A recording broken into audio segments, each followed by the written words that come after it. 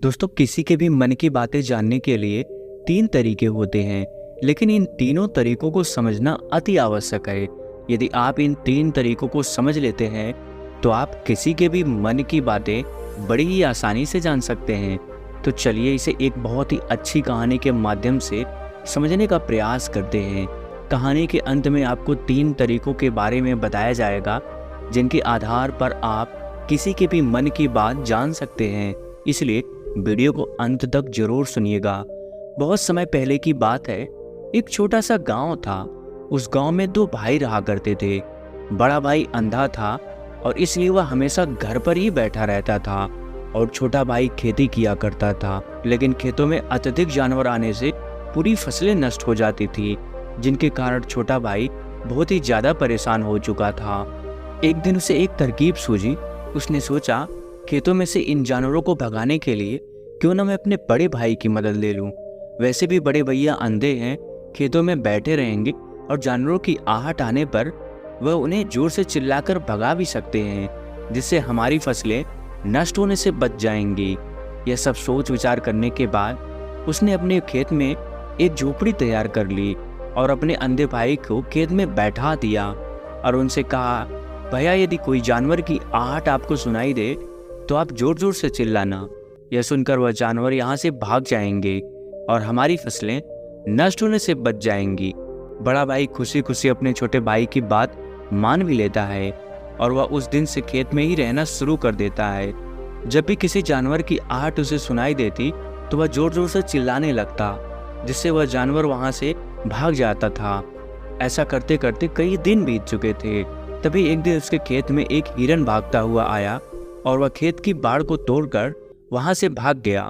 लेकिन उसे हिरण का पीछा करते हुए एक राजा भी उस खेत में आ पहुंचा। तभी राजा की नजर उस अंधे भाई पर पड़ती है। राजा उस व्यक्ति से कहता है, देखो मैं यहाँ पर एक जानवर का पीछा करते हुए आया हूँ, क्या तुमने उस जानवर को यहाँ पर देखा है? पर वह व्यक्ति कहता है, हे राजन, मैं तो अंधा हूँ, मैं भला किसी जानवर को कैसे देख सकता हूँ? लेकिन मैं आपको इतना जरूर बता सकता हूँ कि जो जानवर मेरे खेतों से भाग कर गया है वह आपके लायक नहीं है। आप उसके पीछे अपना समय बर्बाद ना करें। राजा उस अंधे व्यक्ति की बात सुनकर बड़ा ही अचरज में पड़ जाता है। वह यह सोचने लग जाता है कि यह तो अंधा है, फिर इसे कैसे पता चल गया कि जिस हिरण की मैं तलाश कर रहा हूँ वह हिरण मेरे लायक नहीं है। तभी राजा उस अंधे व्यक्ति से कहता है, कहीं तुम मुझसे झूठ तो नहीं बोल रहे हो कि तुम अंधे हो?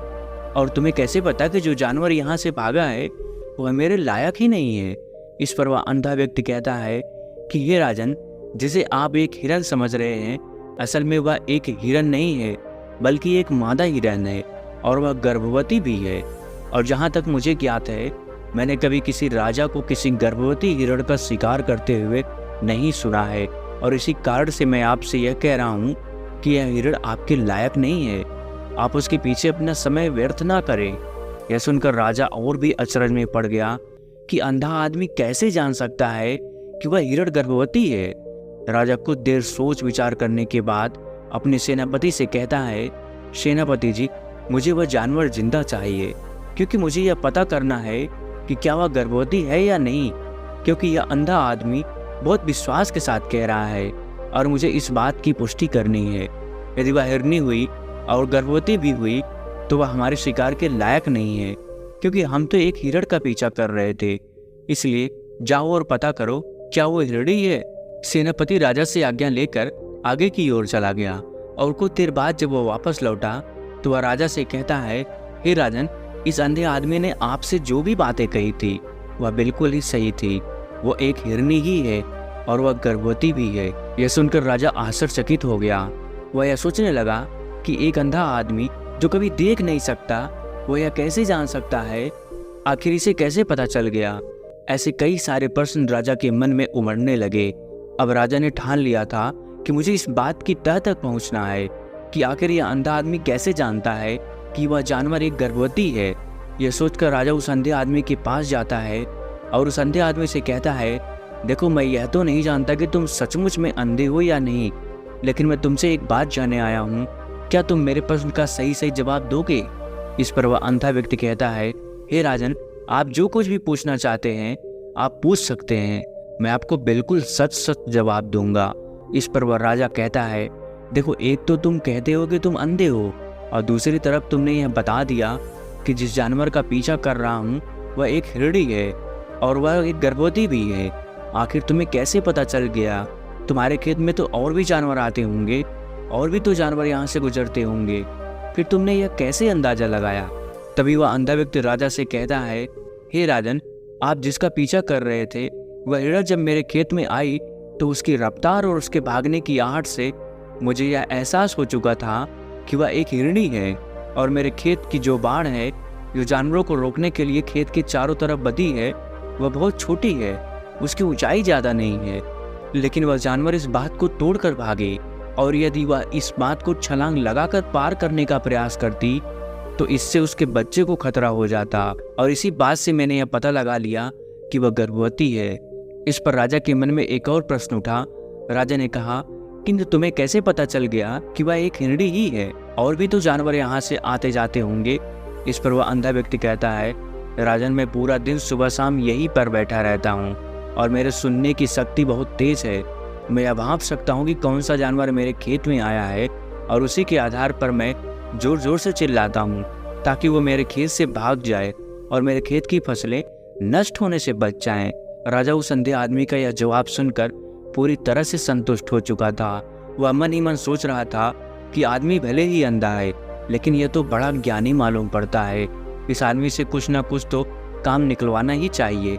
यह विचार लिए राजा वहां से वापस अपने महल की ओर लौट जाता है। कुछ दिनों के बाद राजा अपने सेनापति को आदेश देता है कि जाओ और उस अंधे व्यक्ति को महल लेकर आओ। सेनापति अपने राजा की आज्ञा का पालन करता है। वह तुरंत ही उस अंधे आदमी के पास पहुंचता है और उस अंधे आदमी को राजमहल चलने के लिए कहता है। अंधा व्यक्ति बड़ा ही चालाक था।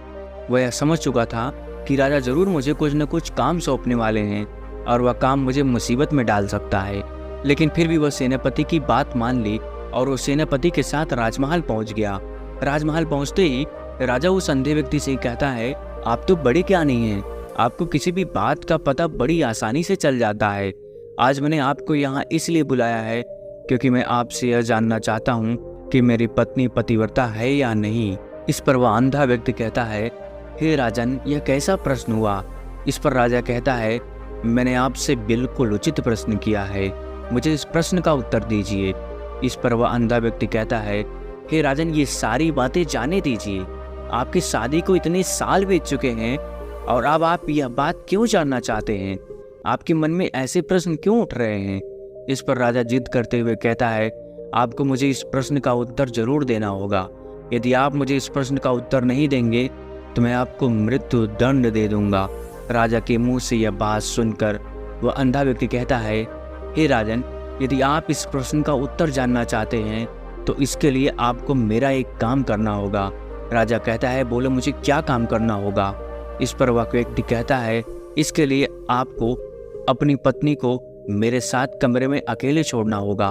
उस अंधे व्यक्ति की यह बात सुनकर राजा पहले तो क्रोधित हो जाता है, लेकिन फिर कुछ सोच विचार करने के बाद वह उस अंधे व्यक्ति की बात मान लेता है और अपने सेनापति को आदेश देता है, सेनापति जी, इस व्यक्ति को और मेरी पत्नी को एक कमरे में कुछ देर के लिए अकेला छोड़ दें। सेनापति बिल्कुल वैसा ही करता है। अब राजा की पत्नी और वो आदमी एक कमरे में बंद हो चुके थे। तभी आदमी राजा की पत्नी से कहता है, हे रानी, मैं आपको छूना चाहता हूँ। इस बात पर रानी अत्यधिक क्रोधित हो जाती है और उस अंधे व्यक्ति को पकड़ पकड़ कर पीटने लगती है, कभी हाथों से तो कभी लातों से तो कभी पटक पटक कर। इस तरह उसने अंधे आदमी की बहुत पिटाई की। उसके बाद किसी तरह से वह अंधा आदमी अपनी जान बचाकर वहां से भाग निकलता है और राजा के पास पहुंचता है और राजा से कहता है, हे राजन, आपकी पत्नी पतिव्रता नहीं है। यह बात सुनकर राजा अत्यधिक क्रोधित हो उठता है और राजा अपनी तलवार म्यान से निकालकर सीधा अपनी पत्नी की ओर जाता है। क्रोधित होकर वह अपनी रानी से कहता है, रानी जी, आज मैं जो भी सवाल आपसे करने वाला हूँ उसका मुझे सच सच जवाब दीजिएगा, और यदि आपने एक शब्द भी झूठा कहा तो मैं आपका सर अभी आपके धड़ से अलग कर दूंगा। आगे राजा कहता है, मुझे बताइए, आप पतिव्रता हैं या नहीं? इस बार रानी कहती है, हे राजन, आप भले ही मुझे जान से मरवा दे, लेकिन आज मैं सच बोलूंगी, मैं पतिव्रता नहीं हूँ। राजा यह बात सुनकर बहुत ही दुखी और निराश हो जाता है। उस अंधे आदमी ने जो भी कहा था वह बिल्कुल सच कहा था। यह बात सुनकर तुरंत ही राजा उस अंधे आदमी के पास पहुंचता है और आकर उस अंधे आदमी से कहता है, तुम्हें कैसे पता चला कि मेरी पत्नी पतिव्रता नहीं है? अंधा आदमी कहता है, हे राजन, बड़ी सीधी सी बात है। मैंने तो आपकी पत्नी से बस इतना ही कहा था कि मुझे आपको छूना है, और इस बात पर वह इतना क्रोधित हो उठी कि उन्होंने गुस्से में आकर मुझे लात घूंसों से पीटना शुरू कर दिया। और भला कोई औरत किसी और मर्द को कैसे छू सकती है? लेकिन उन्होंने न आव देखा न ताव, बस लात घूंसों से मुझ पर बरसना शुरू कर दी। तो वह भी तो एक छूना ही हुआ, और एक पतिव्रता नारी कभी भी पराये मर्द को नहीं छूती। जब मैंने उनसे छूने के लिए कहा था तो वह उस वक्त मुझे मना कर सकती थी, लेकिन उन्होंने तो मुझे पीटना शुरू कर दिया, और देखते ही देखते उन्होंने मेरे पूरे शरीर को छू लिया। अब आप ही बताइए, ऐसी स्त्री वाला पतिव्रता कैसे हो सकती है? इस बात पर राजा कहता है, तुम तो बड़ी ज्ञानी मालूम पड़ते हो, तुम्हारी बात बिल्कुल सही है। चलो तुम मेरे एक और प्रश्न का जवाब दो। यदि तुमने मुझे इस प्रश्न का सही जवाब दे दिया तो मैं तुम्हें यहाँ से जाने दूंगा। राजा उस अंधे आदमी से कहता है कि तुम मुझे यह बताओ, क्या मैं सच में अपने पिताजी का ही बेटा हूँ या फिर किसी और का? इस पर अंधा आदमी कहता है, हे राजन, इस बात से आपको क्या लेना देना? आप किसी की भी औलाद हो, आखिर आप हैं इस राज्य के राजा ही, इसलिए इस प्रश्न को जाने दीजिए। लेकिन राजा कहता है, नहीं नहीं, मुझे इस प्रश्न का सही जवाब चाहिए, अन्यथा यह प्रश्न मुझे बहुत परेशान करता रहेगा। इसलिए मैं इसका सही जवाब आपसे जानना चाहता हूँ। यदि तुम इसका सही जवाब दे देते हो तो तुम यहाँ से जा सकते हो। इस पर वह आदमी कहता है, इसके लिए तो मुझे आपके माँ के पास भी जाने की आवश्यकता नहीं है।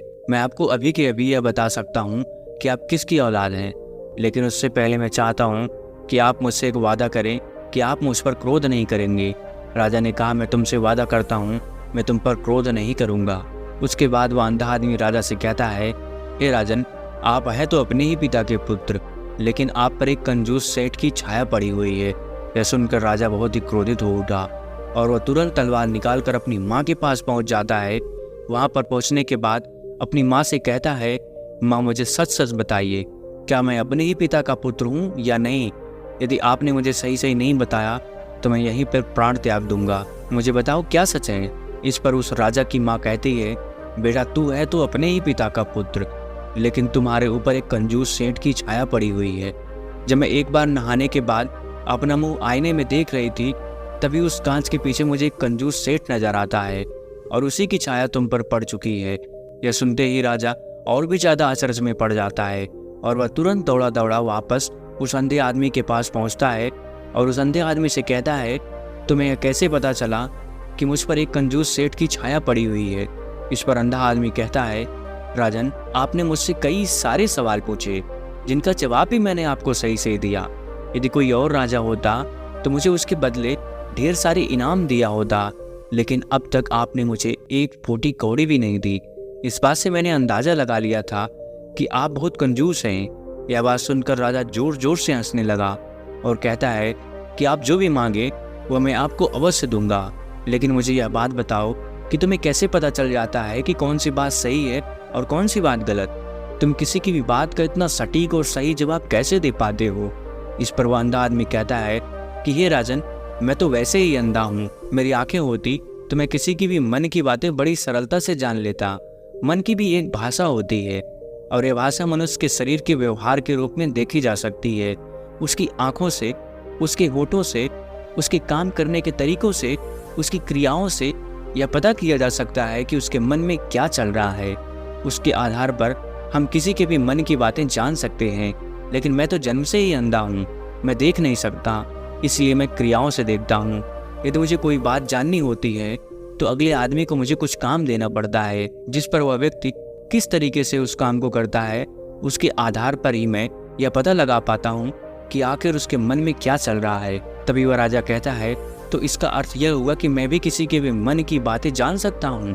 इस पर वह अंधा आदमी कहता है कि हे राजन, अवश्य, किंतु उससे पहले आपको अपने ऊपर काम करना होगा, और वह है अपने मन को शांत करना, अपने मन को वर्तमान में लाना, जिसके लिए मैं आज आपको 3 तरीके बताने वाला हूँ। और ये तीनों ही तरीके बड़े ही आसान हैं और सरल हैं, किंतु हे राजन, उससे पहले आपको एक काम करना होगा, अपने मन को एकाग्र करना होगा। जब हम अपने मन को एकाग्र करते हैं, अपने मन को वर्तमान में लाते हैं, तो हम दूसरे के मन की बातें जान सकते हैं, क्योंकि वो आदमी अभी भी अपने मन में वर्तमान में ही सोच रहा है और हमारे मन को वर्तमान में ही लाना होगा, तभी हम उसके मन की बातें जान सकते हैं। यदि हम अतीत में हुई घटनाओं के बारे में सोच रहे होंगे, तो वो जो अगला आदमी वर्तमान में सोच रहा है, वर्तमान में अपने मन में बात कर रहा है, वह हम कैसे जान पाएंगे? क्योंकि हम तो अतीत की घटनाओं में डूबे हुए हैं।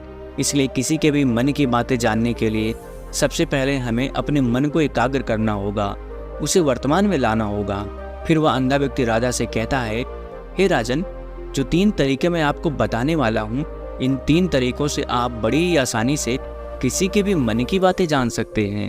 हे राजा, जो सबसे पहला तरीका है वह आंखों पर ध्यान देना। किसी व्यक्ति से बात करते हुए उसकी आंखों में देखना, उसकी आंखों पर ध्यान देना सबसे ज़्यादा जरूरी होता है, क्योंकि आंखें बोलती नहीं पर बहुत कुछ कह जाती हैं। यदि हम किसी व्यक्ति की आंखों को, इशारों को समझना सीख जाएं, तो हम यह जान पाएंगे कि व्यक्ति के दिमाग में क्या चल रहा है, वह क्या सोच रहा है और अभी वह क्या करने वाला है। मेरे पास आंखें नहीं हैं, लेकिन मैंने अपने गुरु से यह विद्या सीखी है, क्योंकि बहुत साल पहले मेरे पास आंखें थी और मैं उस वक्त लोगों के मन की बातें केवल उनकी आंखों में ही देखकर जान लेता था।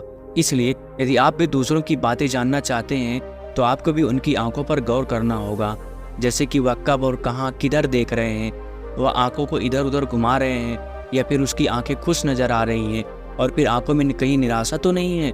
जैसा कि एक चोर होता है, उसकी आंखों में जब हम देखते हैं तो हमें यह पता चलता है कि अगला आदमी ने कोई गलती की है। ठीक उसी प्रकार जब हम किसी चालाक व्यक्ति की आंखों में देखते हैं, तो आपको पता चलेगा कि उसकी आंखों में एक चालाकी होती है। यह एक बहुत ही सीधा और आसान तरीका होता है। यदि आपको यह पता लगाना है कि सामने वाला व्यक्ति आपसे झूठ कह रहा है या फिर सच कह रहा है, तो आपको उसकी आंखों में ध्यान देना अति आवश्यक होता है। यदि आपसे बात करते समय वह व्यक्ति अपनी आंखें इधर उधर घुमा रहा है या ऊपर नीचे इधर उधर दाएं बाएं देख रहा है, तो इसका अर्थ यह हुआ कि वह इस बात से निकलने का कोई रास्ता ढूंढ रहा है, वह कोई झूठ बना रहा है। यदि सामने वाला व्यक्ति आपसे झूठ कहने का प्रयास कर रहा है, तो वह आपसे नज़र नहीं मिला पाएगा। ठीक उसी प्रकार दूसरे तरीके में हम चेहरे को पढ़ना सीखते हैं, क्योंकि चेहरे के भी हाव भाव होते हैं, जिससे हम मन की बातें बड़ी आसानी से समझ सकते हैं और इन्हें भी समझना बहुत ज़रूरी है। कभी कभी कोई व्यक्ति अपने चेहरे से, अपने हाव भाव से बहुत कुछ अलग अलग व्यवहार करता है। यदि आप किसी व्यक्ति के चेहरे में गौर करेंगे, तो आप आसानी से समझ पाएंगे कि व्यक्ति निराश है या बहुत उदास है, या फिर वह बहुत खुश है, या फिर उसे कोई बड़ा दुख है, वो अपने अंदर क्या महसूस कर रहा है। ये सारी बातें हम उसके चेहरे के हाव भाव से पता कर सकते हैं। फिर चाहे इंसान जुबान से कुछ बोले या फिर ना बोले, लेकिन आप उसके चेहरे से सब कुछ पता कर सकते हैं। आगे वह अंधा व्यक्ति राजा से तीसरा तरीका बताते हुए कहता है कि हाथों के इशारे, शरीर का व्यवहार, मन की बात समझने के लिए हमें हाथ के इशारे और शरीर के व्यवहार को समझना बहुत ही आवश्यक है। कोई व्यक्ति जब भी बात करता है, जो आपने देखा होगा कि वो अपने हाथों को हिलाता है, अपने हाथों से इशारा करता रहता है। वह बातों के साथ साथ अपने शरीर का जो व्यवहार है उसका भी पूरा उपयोग करता है, जिससे हमें यह पता चल पाता है कि वह व्यक्ति हमारी बातों पर कितना ध्यान दे रहा है और उसके मन में क्या चल रहा है। शरीर के व्यवहार को देखने के लिए उसके हाथ हिलाने के, चेहरे पर बार बार हाथ लगाने और हाथों को एक दूसरे पर मसलना, ऐसी बहुत सी क्रियाएं वह करता है। उस पर हमें ध्यान देना अति आवश्यक है। मन की बात को समझने के लिए हमें शरीर के विज्ञान को भी समझना पड़ता है। यदि हम इन 3 तरीकों को अच्छी तरह से समझ लेते हैं, तो हम बहुत जल्दी किसी भी व्यक्ति के मन की बातें बड़ी सरलता और सहजता से जान सकते हैं। इसलिए यदि आपको किसी के मन की बातें जाननी है, तो आपको उसकी आंखों पर, उसके चेहरे पर, उसके शरीर के हाव भाव को और उसके हाथों को ध्यानपूर्वक देखना होगा और समझना भी होगा, जिससे आप यह समझ पाएंगे कि आखिरकार उसके मन में क्या चल रहा है और वह क्या सोच रहा है। लेकिन उससे पहले आपको अपने मन को एकाग्र करना होगा, शांत करना होगा और अपने मन को वर्तमान में लाना होगा। तभी आप उस व्यक्ति के इन सभी क्रियाओं पर ध्यान दे पाएंगे और उन्हें समझ पाएंगे। आप यदि अतीत की घटनाओं में व्यस्त हैं, भविष्य की योजनाओं में व्यस्त हैं, तो आप उस व्यक्ति के हाव भाव पर कभी ध्यान ही नहीं दे पाएंगे और ना ही आप कभी भी समझ पाएंगे कि आखिरकार उस व्यक्ति के मन में क्या चल रहा है, वह क्या सोच रहा है। यह काम कोई भी कर सकता है। यह एक प्रकार की विद्या है जो मुझे मेरे गुरु ने सिखाई है।